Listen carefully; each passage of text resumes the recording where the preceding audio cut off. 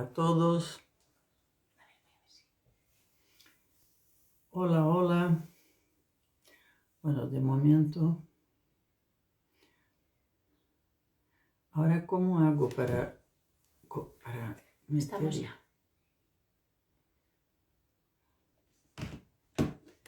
Mira, ya se va uniendo aquí la gente. Todavía no está él, pero le voy a mandar yo una por aquí. Por si acaso.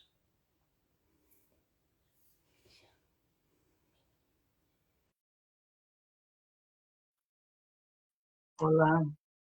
Estamos aquí esperando la entrada de Xavier Guix. Espero que lo pronuncie bien. Xavier Guix es un psicólogo. Vamos a invitarle.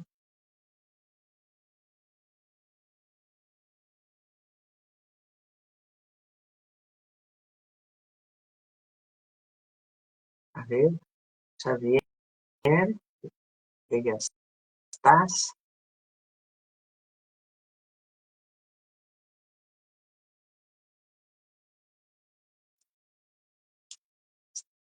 Estamos a la espera de conseguir conectar con Xavier.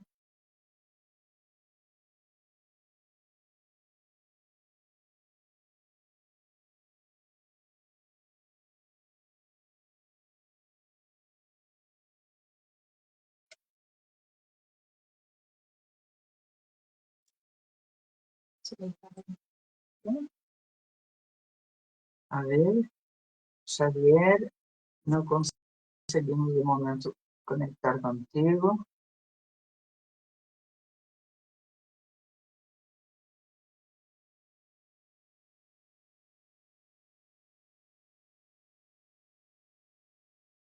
Bueno.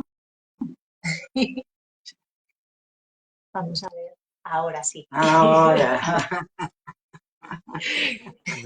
Bueno. Bienvenido, Xavier. Gracias, Marlene. ¿Qué tal?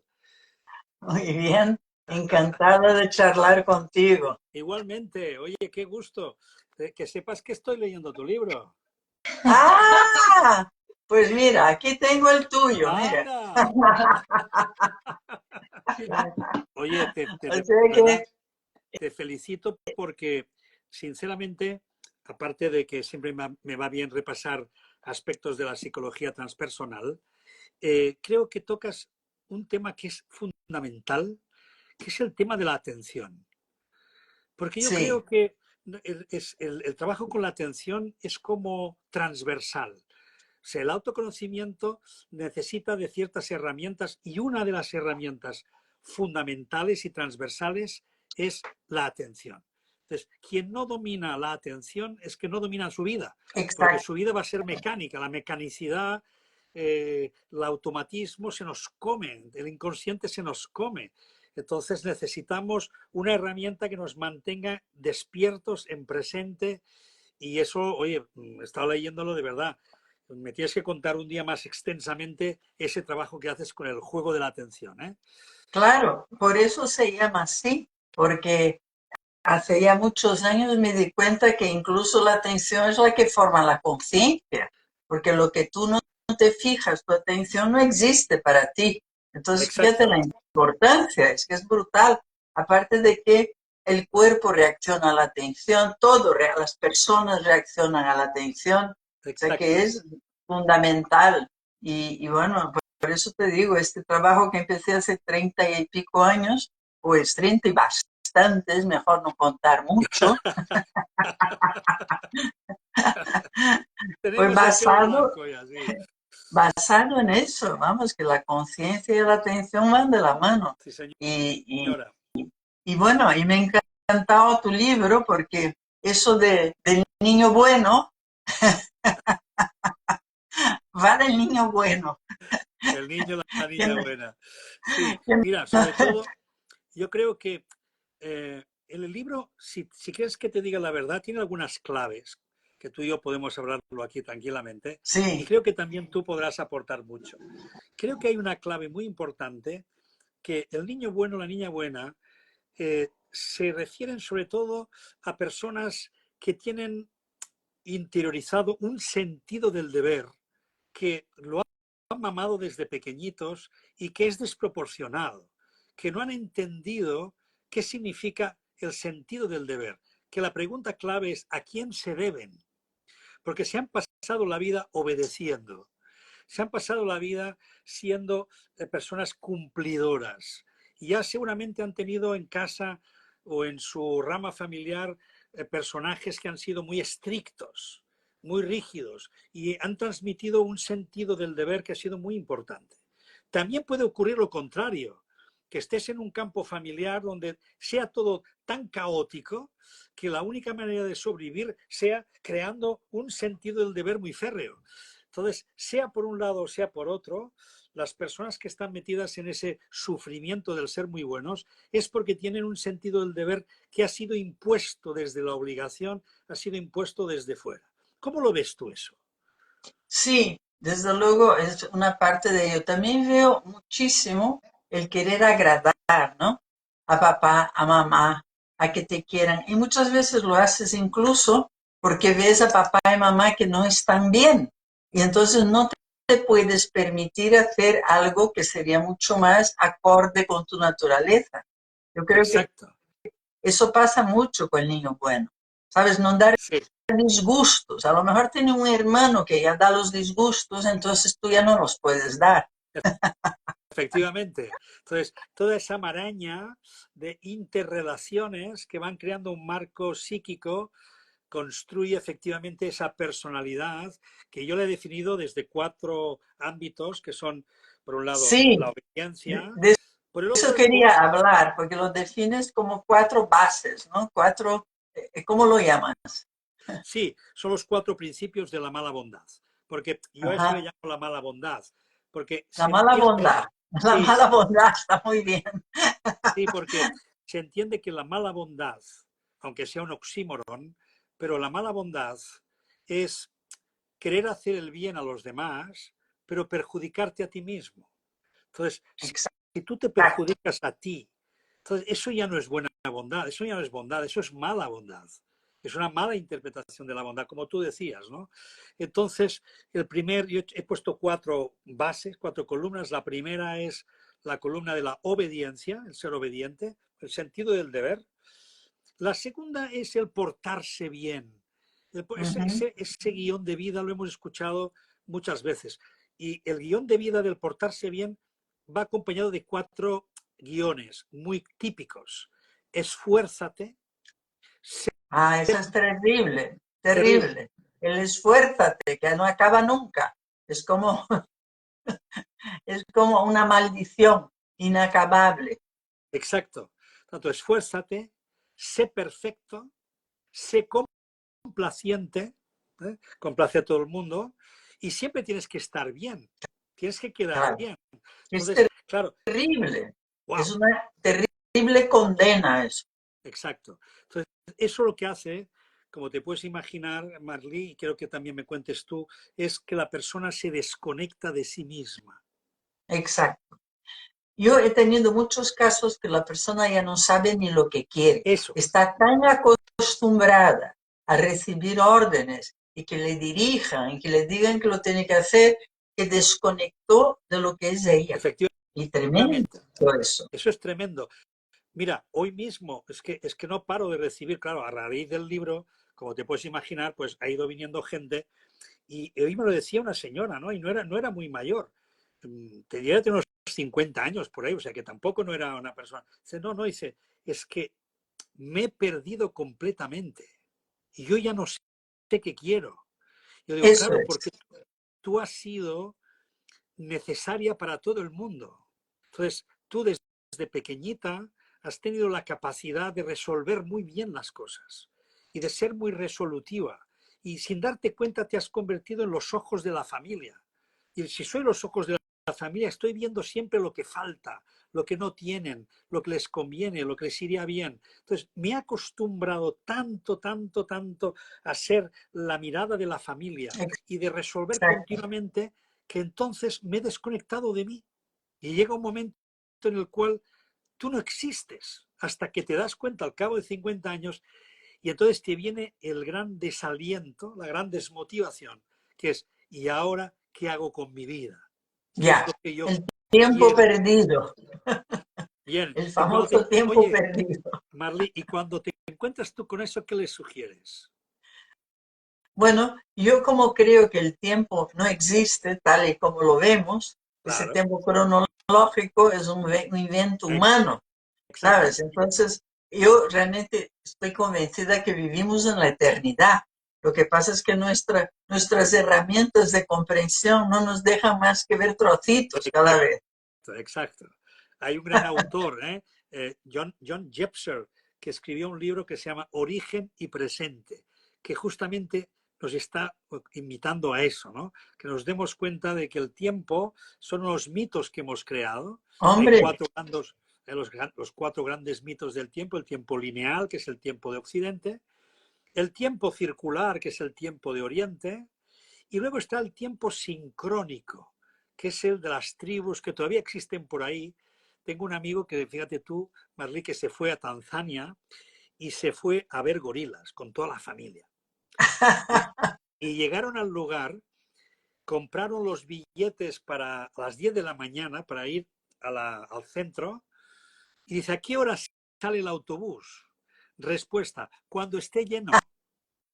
sí, bueno, esto es muy típico, eso es muy típico. Allí se vive según van ocurriendo las cosas. Claro, es que es otra mentalidad Exacto. completamente. Entonces, efectivamente, es un tema de tiempo, y estas personas yo siempre les digo: vamos a ver, vas a tener que redescubrirte de nuevo a ti, vas a Desde tener luego. que volver de nuevo a ti, pero eso Es sí, un, sin es un viaje compararte. precioso, ¿eh? Es un viaje muy bonito. Es La precioso. redescubierta de ti, lo que había por debajo de todo eso, por lo que te regías. O sea, Exacto. Y sobre todo que también entiendas quién eres hoy, porque ya no eres claro, aquella que tú recuerdas. Ya no eres aquella persona, aquel yo que existió tiempo atrás, que quería esto, que quería lo otro. Quizás hoy ya no quieres, quizás hoy ya eso ya está, ya pasó en tu vida. Entonces es como nacer de nuevo a lo nuevo, nacer de nuevo en la exploración de qué me gusta, qué no me gusta, qué quiero, qué no quiero, y permitirse conectar con aquello que se han desconectado, que para mí es fundamentalmente, no sé cómo tú lo cuentas, Marlí, pero yo le llamo deseo. Pero no el deseo de esto, de lo otro, sino la fuente de vida que está en ti y que es anhelo, que siempre aspira y que de claro. algún modo tiene ese motor encendido que es el deseo. Luego ya lo vamos deseando y a la vez vamos permitiendo que las cosas sean como son, etcétera. Pero el motor tiene que estar encendido. Y ese motor han sido los demás. Y ahora estamos llamados a que el motor vuelva a ti, que tú vuelvas a escuchar tu propio motor, tu propia capacidad de desear, de vivir plenamente la vida, y a partir de ahí irás tejiendo tu nueva forma de estar en el mundo, donde ya tienes que quitarle importancia a los demás. Así es. Porque uno está muy acostumbrado a mirar hacia afuera. Tú mira que la comida está afuera. O sea, la primera célula ya dijo, bueno, tengo que buscar comida. Entonces ya la atención se va para afuera. Y evidentemente hay una tendencia a Sí, eso, ¿verdad? Igual que la grupal, porque también cuando vas a buscar la comida, te encuentras con el depredador. Entonces, ¿qué tienes? Que agruparte para poderte defender del depredador. Y así empezó la historia de estar alerta ahí fuera. exacto, sí, señor. Mira, tengo una cita de tu libro, sí, Así, que me ha encantado, y te la voy a leer porque quiero que lo comentemos, ¿no? Si es posible. muy bien. Dices, eh, igual que la matemática es el lenguaje universal para la ciencia, el inconsciente colectivo es el lenguaje universal de la humanidad. En la actualidad Claro. se puede ver este inconsciente colectivo materializado en Internet con todas sus verdades y sus mentiras. Qué bueno. Es que es así. O sea, ¿quieres una prueba material del inconsciente colectivo? Ahí lo tienes. Totalmente. ¿Tú crees que la gente en general entiende bien lo que es el inconsciente colectivo? Bueno, la gente tiene dificultad en saber lo que es el inconsciente, la verdad. Pero yo me rijo mucho por una científica americana que probó científicamente que el inconsciente está en el cuerpo. Entonces, por eso el cuerpo sabe tanto, porque si tú conoces las constelaciones familiares, realmente ahí pasa una cosa que no puedes comprender, si no, porque ¿cómo vas tú a comportarte como una persona que no conoces ni nunca vas a conocer? O sea que evidentemente hay un elo de unión entre todos. Cuando tú conectas tu mente en una persona, tienes la información de esa persona. Y eso no es nada mágico, sino es ley. Porque claro, nuestro inconsciente, igual que el tuyo, recuerda todo lo que te pasó a ti personalmente y es tan importante eso, porque claro, imagínate tú qué es lo que dirige tu vida. Entonces, fundamental. Pues de la misma manera que tú estás metido en un grupo, el inconsciente igual tiene digamos, un departamento grupal que está en contacto con toda la humanidad y un departamento personal que está en contacto con tus experiencias. Esas dos cosas se solapan y eso es lo interesante del inconsciente. Es muy fascinante y que moviliza para nosotros que somos terapeutas la parte energética de la persona, la frecuencia energética de la persona de una forma brutal. Porque claro, funciona a través de símbolos. Entonces el símbolo, por un lado, habla contigo porque le entiendes, sabes más o menos lo que va, de qué va, una llave, sabes para qué sirve, Claro, pero luego lo que moviliza a nivel energético interno tuyo es brutal porque tiene que efectivamente. ver con el significado particular que tú le das y con el colectivo también. Entonces, Entonces, fíjate, esa combinación es la que te da, digamos, la reacción tuya. entonces, fíjate qué importante que es para nosotros los terapeutas y en general incluso para la educación, que esto me lo preguntan mucho, ¿no? A raíz del libro y a raíz del tema de, bueno, entonces, ¿qué tenemos que enseñar a los hijos a que se porten mal, ¿no? Entonces, en lugar de decir, pórtate bien, te tengo que decir, pórtate mal. ¿Qué tengo que decirles? Buena pregunta. Entonces yo digo, Tienen que oigan, ser miren, malotes. exacto. Yo digo, oigan, miren, intenten hacer lo posible por acompañar a su hijo. Porque, como dijo muy bien Platón, educar es sacar de dentro. Entonces, no sean ustedes los que estén todo el día metiéndoles cosas en la cabeza a los hijos, porque entonces se van desconectando de su ser y se van convirtiendo en otra cosa, ¿no? Generalmente por los modelos imperantes en los inconscientes colectivos. Por lo tanto, qué importante es sacar de dentro. Y sacar de Importantísimo. dentro, ahí está un poco esa tarea en la que participa el cuerpo, por un lado, porque efectivamente el cuerpo es la mente inconsciente, Claro, es la manifestación de la mente inconsciente. Eso es así. claro. Y por otro lado, qué importante es ver la orientación, lo que llama la atención al niño, lo que le seduce, lo que en cambio rechaza a pesar de que a ti te gusta mucho y que se supone que tendría que gustar, pero a él no le gusta. Entonces, ahí es donde van apareciendo aquellas cosas que el niño ya trae. Entonces, la tarea de los padres, junto con saber poner ciertos límites y enseñar ciertas cosas prácticas de la vida, es aprender a sacar de dentro.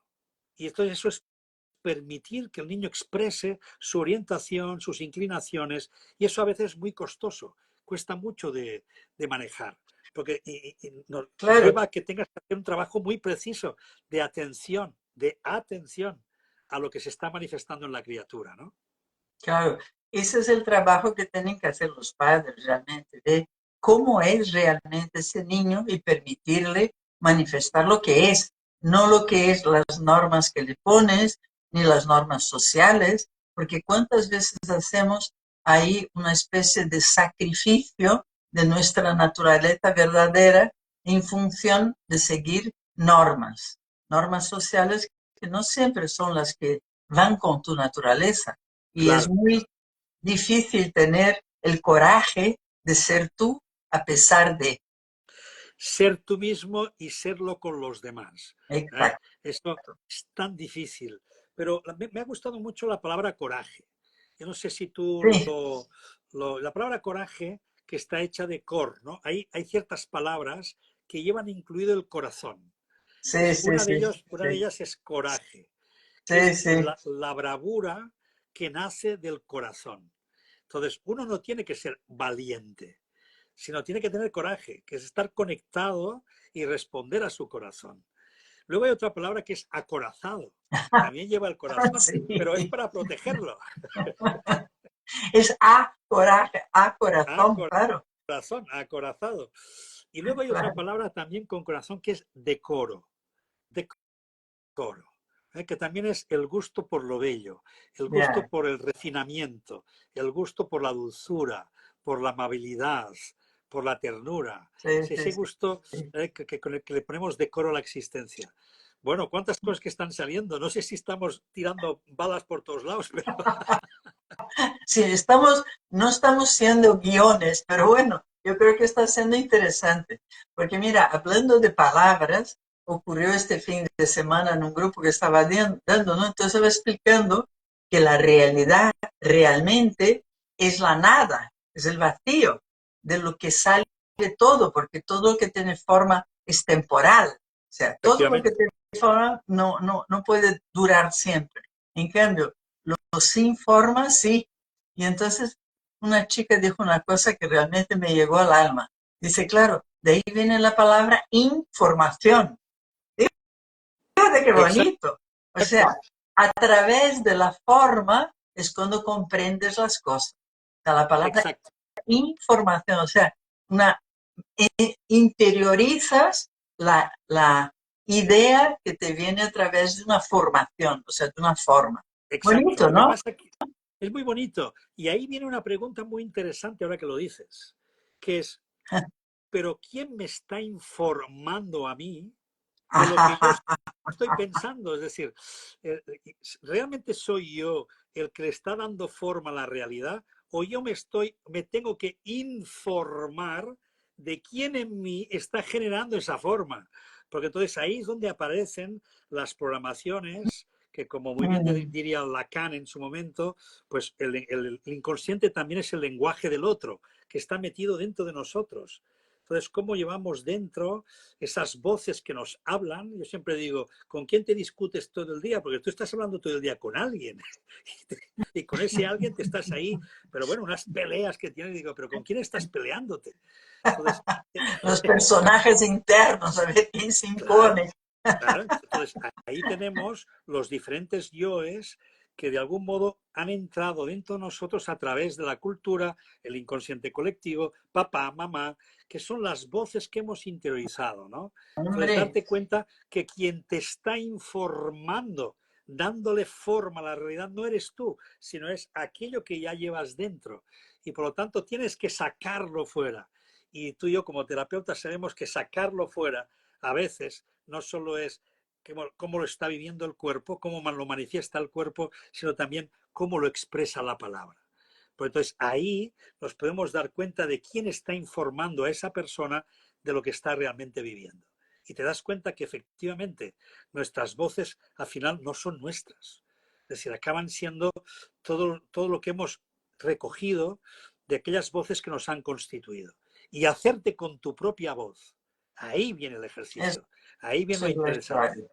Que es como Claro, el eso es la cantante. historia. El cantante te dicen, al principio cuando cantas siempre empiezas imitando a alguien. Y es normal. Todos cantamos igual como aquel cantante que nos gusta. Entonces uno empieza a cantar imitando. Pero Bueno, luego, hay cantantes que se imitan a sí mismos.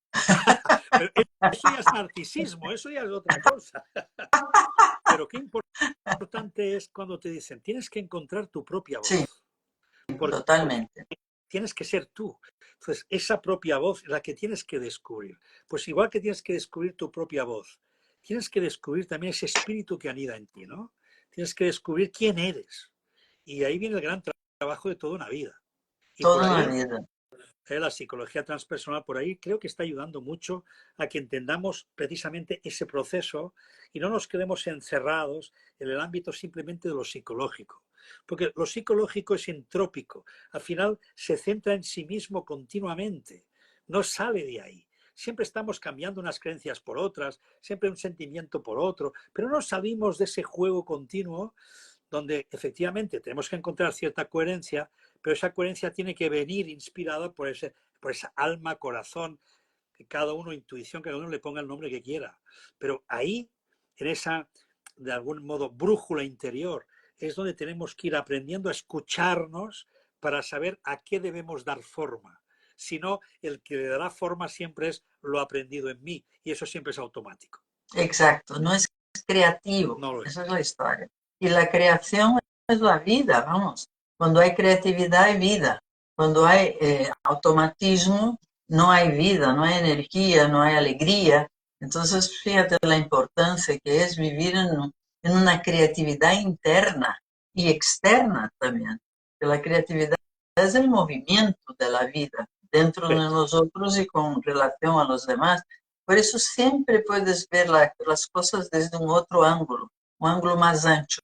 Y eso es lo que me gusta de lo transpersonal, porque estás mirando tu culebrón, como lo llamo yo aquí, pero al mismo tiempo estás también mirando desde una perspectiva grande, como abuelo de pájaro, ¿no? Estás viendo desde una perspectiva mayor y viendo lo relativo que es la vida que estás teniendo, que ese culebrón es una cosa con comienzo, medio y fin, y que claro. puedes vivirlo de muchas maneras también, ¿no? Pero te ayuda mucho esa idea de distanciarte, de poder mirar objetivamente distanciada, sin involucrarte tanto en el culebrón que siempre te lleva a desafíos, porque nuestra vida es un desafío atrás del otro, Claro, para que podamos desarrollarnos exacto. también. Por eso, ahora que dices esto del desafío y de la desimplicación, es como decía David Hawkins, soy, soy del mundo, estoy en el mundo, pero no le pertenezco. Yo sí estoy en el mundo, pero no soy de este mundo. Exacto. Es decir, de algún modo, ahí está una parte de la solución del problema de ser demasiado bueno, ¿no? Que es al final el tema que estamos medio tratando, aunque nos gusta tocar un poco de todo. Pero efectivamente, la pregunta es, ¿a qué le estás dando tanta importancia? Entonces, fíjate que ya hemos dicho, por un lado, ¿a quién te debes? ¿A quién te debes? Porque si tienes tanto deber en tu vida, si eres una persona que tienes ese sentido profundo del deber, ¿cuál es tu primer deber? Y ahí es donde la gente se da cuenta, ¿no? Oye, pues tu primer deber eres tú. Porque si no empiezas por ti, si no hay un trabajo interior, si no empiezas a conocerte, ¿cómo luego vas a trasladar eso a la bondad externa, hacia afuera? No puedes. Por lo tanto, el primer deber es un deber contigo mismo. Así Pero un es. deber, pero un deber contigo mismo no es un deber narcisista ni egoico, porque hablar de ti mismo es hablar de la vida. Por lo tanto, el primer deber lo tenemos con la vida misma. Sí, claro. Y es esa vida que está en mí. Y yo soy vida. No solo Claro, es como que estoy yo, en la yo, vida, no, soy yo lo vida. siento saber como que la vida vive a través tuyo. O Es sea, tú eso, eres como la vida vive a través tuyo. Entonces, si la dejas vivir, pues la verdad es que sales mucho de las convenciones, ¿eh? exacto. Ah, eso sí, Y ahí es cuando te vuelves el niño bueno. Ay, que es demasiado. claro. Pero por eso decía, el primer deber es eso. Y el segundo es darte cuenta de hasta qué punto, siguiendo el hilo de lo que estabas diciendo ahora, hasta qué punto le doy demasiada importancia a los demás. Hasta qué Mm, punto mi construcción, mi creación acaba dependiendo de la aprobación de los demás. Acaba dependiendo precisamente de darle un exceso de importancia a lo que los demás están pensando, que generalmente no están pensando en ti. Eres tú que piensas en ellos, pero ellos no piensan en ti. Entonces, ¿qué nivel de implicación quieres tener con el mundo y con la gente? Yo tenía un maestro, mi maestro, Marlí, fue Uriol Pujol Borotau. Era un jesuita que se ujú. fue con Vicente Ferrer a la India Ah, a evangelizar. ¿Eh? Entonces se fueron juntos. Él pertenecía, igual que Vicente Ferrer, a la orden de los jesuitas. Y los dos siguieron el mismo camino a confesional, es decir, siempre dijeron, la India nos transformó, nosotros fuimos a evangelizar y fuimos evangelizados por la India. Entonces les cambió totalmente su mundo de creencias, etcétera, etcétera. No me Entonces mi extraña. maestro Uriol, yo estuve 15 años, él dejó la orden igual que Vicente Ferrer, se casaron, etcétera, etcétera, y él hacía cursos de autoconocimiento. Entonces mi maestro siempre decía, yo me imagino las relaciones como la playa y el mar. Dice que se tocan y se dejan, se tocan y se dejan. Es como un breve toque. Es cierto que a veces hay como una inundación, que a veces hay una tormenta, ¿no? Pero luego vuelve todo a su sitio y siempre es un tocarse y separarse, tocarse y separarse. Entonces, esta metáfora a mí me encantó y Preciosa. y yo la utilizo para contar justamente eso, ¿no? Es decir, oye, no le des tanta importancia a... No, esto es un toque donde no puedes perderte tú a ti por los demás, sino que los demás tienen que poder gozar de tu singularidad. Entonces ahí es donde aparece el famoso proceso de individuación junguiano, que tú conoces perfectamente, Sí, donde Jung nos dice, tenemos que ser íntegros, no perfectos.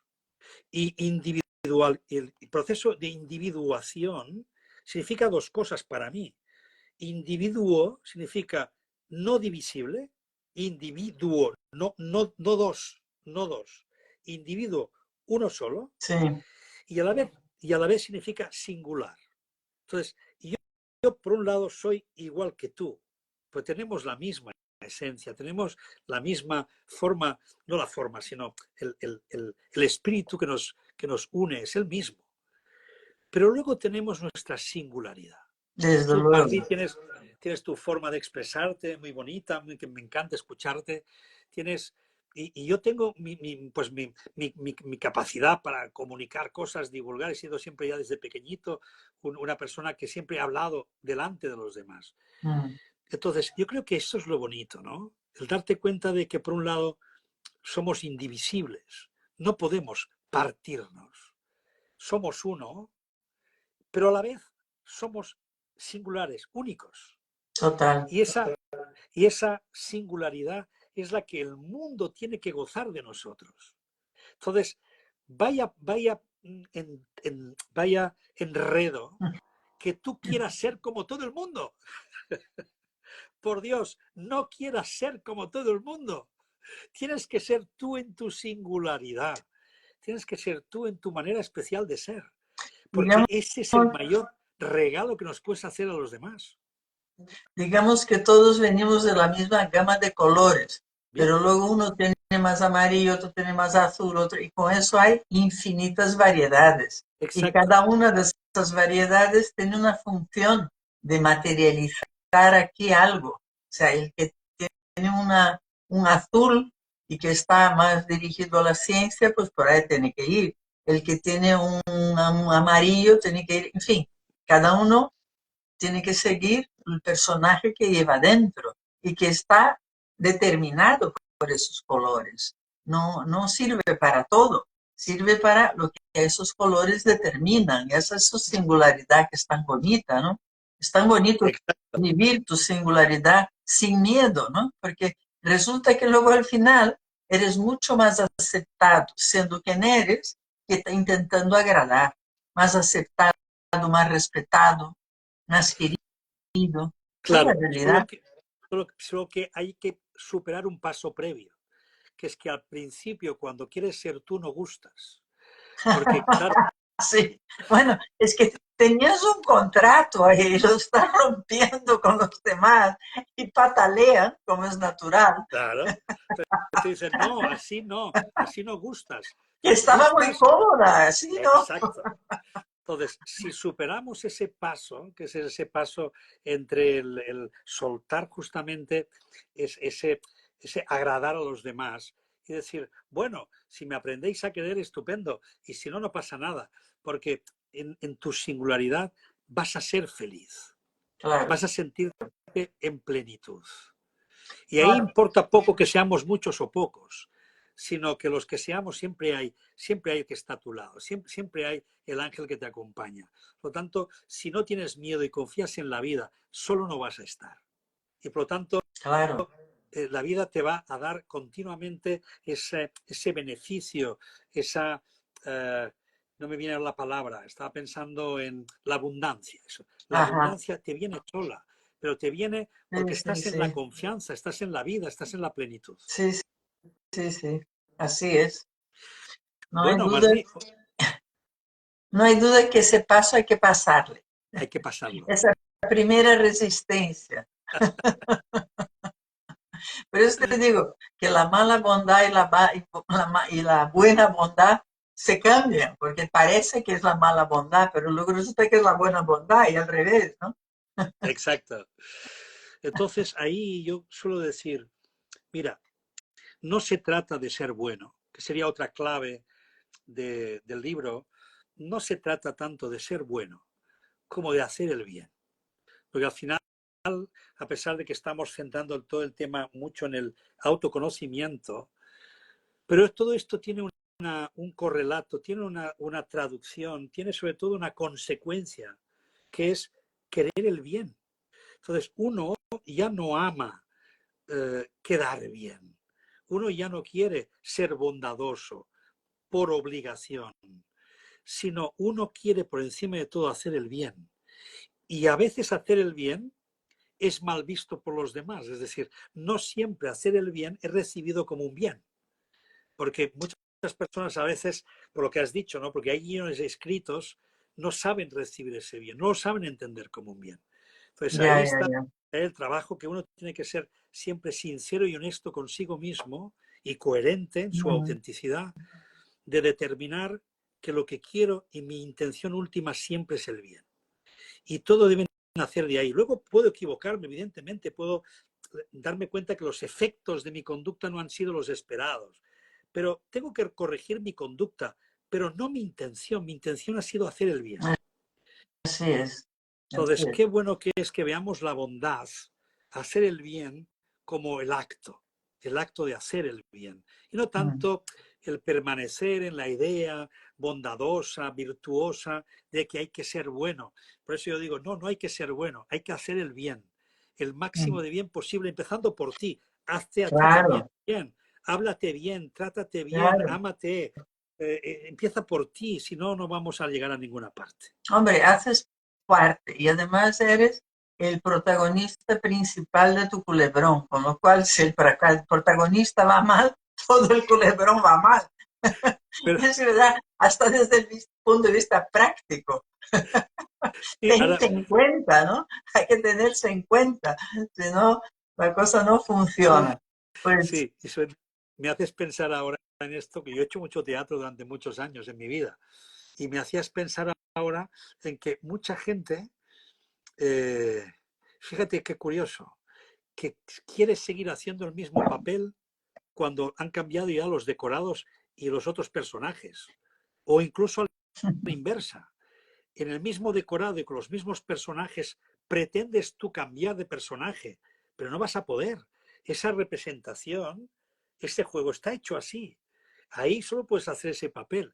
Tienes que salir de ese escenario para abrazar otro, porque no vamos a dejar de jugar, no vamos a parar de ir de un escenario a otro. Como decía Shakespeare, pues vamos a pasar la vida de un yo a otro yo, pero que sepas armonizarlo con lo que está a tu alrededor. Si no, hay unas confusiones terribles, porque quieres seguir haciendo el mismo papel en un escenario diferente. Es imposible. sí, sí, sí, sí. Como es Bueno, imposible que tú hagas un papel diferente y quieras que los demás cambien. Bueno, puede ser que sí, pero también puede ser que no. ya, Entonces, ¿cómo lo ves tú eso? Porque hay una idea que yo la tengo un poco así en, digamos que la guerreo a veces, a que ver, es esa a ver, idea, ¿qué esa viene idea, ahí? ¿Qué esa bomba viene idea, ahí? esa idea común que suele decir, si tú cambias, los demás cambian. Y yo suelo decir, no, que tú vas a cambiar y vas a verlo todo diferente, eso sí, pero los demás no tienen por qué cambiar. Es el que cambies Bueno, tú no significa que los otros cambien, solo que les das otras condiciones de experiencia que pueden ujú. usar O o no, no. eso es, claro, ahí está. Porque no hay duda que si tú te cambias de lugar, el otro está obligado a un movimiento. puede ser un movimiento de aproximación o de alejamiento. Y Exacto. por eso también mucha gente tiene miedo de mirar hacia adentro, porque tiene miedo de descomponer su composición de vida, digamos así, ¿no? Pero bueno, así es el problema del ser humano, es ese, siempre lo será. ¿Hasta dónde me arriesgo? Efectivamente, ahí está siempre este juego. Bueno, Marlí, ¿y tú actualmente hay alguna cosa con la que te encuentres más en la terapia que para ti te parezca que está manifestando más el inconsciente colectivo? Mira, en este momento me está llamando muchísimo la atención la cantidad de problemas de alimentación. Siempre los hubo, pero ahora, no sé, por lo menos me vienen muchos problemas de alimentación, mucha anorexia, mucha bulimia, mucho más de lo que en los años anteriores. Aparte del estrés, que ya sabemos que es una especie de enfermedad común actualmente, ¿no? Pero vamos, mucho problema de alimentación en gente joven, además. Sí, y también están creciendo mucho las adicciones, ¿eh? Ah, también, muchísimo. Sí, Sí. mucho, también. Entonces, fíjate qué curioso porque entre los arquetipos junguianos, sobre todo los arquetipos de James Hillman, cuando intentó contar cuáles son los arquetipos creativos del yo, ¿no? Uno de ellos es la sombra, pero no la sombra entendida como aquello que rechazo, sino entendida como el conflicto. Entonces, dice, la lucha entre el poder y la libertad, la lucha del ser contra la autoridad, contra el querer ser, acaba siendo realmente conflictivo. Entonces, dice, la persona que está atrapada en la sombra acaba metiéndose tanto dentro de la sombra que acaba utilizando todos los elementos que tienen que ver con la naturaleza humana desde lo más instintivo. Entonces, fíjate los problemas cuáles son. La comida, la bebida, añadamos las drogas, y la sexualidad. Es decir, También. todas aquellas cosas que son para nosotros instintivas. Entonces, cuando estamos perdidos en el conflicto, cuando estamos asumiendo como el Joker, ¿no? Cuando estamos poseídos por la sombra, tendemos a ir hacia la oscuridad a través de los elementos sensitivos instintivos. Y ahí es donde aparecen los clásicos, ya te digo. Entonces, no me extraña nada que tengamos problemas serios con todo eso, la comida, la bebida y la sexualidad. Y añadamos una cuarta, que también sabes que es el gran problema que tenemos hoy a nivel psicológico, que es el reconocimiento. Mm, Entonces, el reconocimiento ya tiene que ver mucho con el narcisismo y eso es lo que está alimentando mucho las redes, ¿no? Que tú y yo estamos aquí haciendo un acto narcisista, pues estamos aquí exhibiéndonos los dos. Pero hay que reconocer que efectivamente hay muchas personas que quedan atrapadas en un exhibicionismo, en una necesidad continua de que le gusten, de que le pongan cosas, que le digan cosas, de mostrarse, ¿no? Ese estarse grabando todo el día y mostrándose todo el día. Entonces, ahí vamos a parar a lo más instintivo, que representa de algún modo por donde ocultamos los problemas profundos y reales de mm. nuestro ser. Entonces, Así está, sí, claro. quedan ocultos ahí. ¿Cómo lo ves tú? Porque es una huida de tu interior todo eso, ¿no? Todo lo que has mencionado es una gran huida de tu interior. Efectivamente. Entonces, claro, ¿qué te vas a encontrar? Sucedáneos del bienestar, todo lo que te pueda provocar bienestar, aunque no sea para nada acorde contigo misma. Llega un momento que te pierdes ahí y ya la vuelta cuesta, pero la vuelta es posible, gracias a Dios, por eso estamos aquí. Seremos muy narcisistas, pero por lo menos tenemos una función muy clarita. Por supuesto, claro que sí. ¿Eh? Y al menos es como el libro anterior que escribí se llamaba La ley del reflejo. Entonces, yo ahí sí que utilicé esa idea muy freudiana de la proyección y cómo es importante que lo que estamos haciendo tú y yo ahora no deja de ser poner un espejo enorme aquí delante para que cada uno se encuentre reflejado, se vea, ¿no? Se vea en lo Exacto. que es, en lo que vive, en lo que le está sucediendo, y ahí aparezcan símbolos, aparezcan ahí sus formas donde darse cuenta de qué está sucediendo en su interior, ¿no? Y en aquello que le podamos aportar algo de luz, pues ahí estamos, pero nuestro aporte de luz es incluyendo siempre las sombras, porque si no, hablar siempre de luces, como decía Jung, nadie se ilumina viendo luces fantásticas, sino bajando a encontrar su sombra, ¿no? Entonces ahí Claro, tenemos y a nuestra tarea. iluminarla. La idea es llevar las luces fantásticas ahí abajo para iluminarla. Y al final de Exacto. cuentas son partes tuyas, que simplemente estás viendo desde un ángulo destructivo y no constructivo, que seguro que lo tiene también, ¿no? Porque todo es dual. Entonces, si llegas a iluminar aquello, es una energía tuya con la que empiezas a contar. Es como si hubieses quitado un brazo, ese no me gusta, pero claro, es tu brazo, Claro. no Sí, te lo puedes quitar de encima, lo que tienes que usarle bien, cuidarle bien, ver qué le pasa, y ese es el trabajo bonito que hacemos. Bueno, quiero aquí volver a enseñar el libro de, bueno, aquí sale al revés, pero bueno, de Xavier Guiche. y yo la Ah, muy tuya. bien. O sea, estamos los dos al revés aquí con nuestros libros. Voy a confesarte, te voy a confesar una cosa, Marlí. La primera vez que leí el título, me quedé con yo tengo un prejuicio Me por el tema imagino, cuántico, por el tema me imagino. cuántico, porque soy muy amigo, nos queremos mucho con Sonia Fernández Vidal. Sonia Fernández Vidal es una gran escritora y es doctora en física cuántica. Entonces, ella, evidentemente, como te puedes imaginar, pues todo esto de la cuántica la ha estudiado de maravilla. Y yo cada 2 por 3 le digo, oye, Sonia, cuando dicen eso de la terapia cuántica, dicen, ¿qué hay de verdad en eso? Dice, ¿vosotros habéis propuesto alguna terapia cuántica? Nada. Es decir, quizás la palabra cuántico hay que utilizarla de una forma muy clara.